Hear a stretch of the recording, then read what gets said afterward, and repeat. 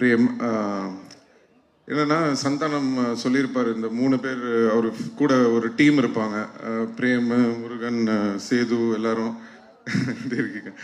So பேசிக்காக என்னன்னா, இப்போ இவங்க எல்லாரையும் உங்க எல்லாருக்கும் தெரியும்.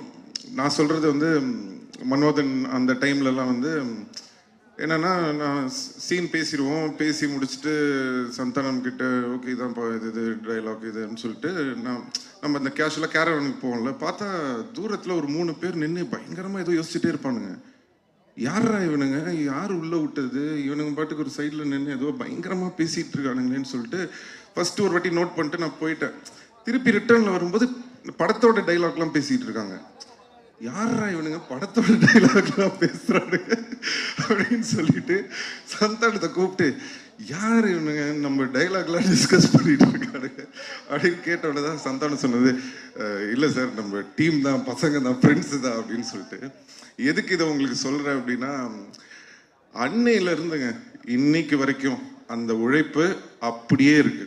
ஒரு ஒரு துளி கூட குறையல. இந்த படம் வரைக்கும் அவங்க வந்து அந்த உழைப்பை வந்து தொடர்ந்து போட்டுகிட்டே இருக்காங்க. அது பார்க்கும்போது ரொம்ப ஆச்சரியமாக இருக்குது. அதில் வந்து பிரேம் வந்து இந்த படம் டைரக்ட் பண்ணியிருக்காரு. ஆல்ரெடி போன படமும் பண்ணார். நான் இப்போ தான் பேசிகிட்டு இருந்தேன். ரொம்ப நல்லா வந்திருக்கு, ரொம்ப நல்லா பண்ணியிருக்கீங்க.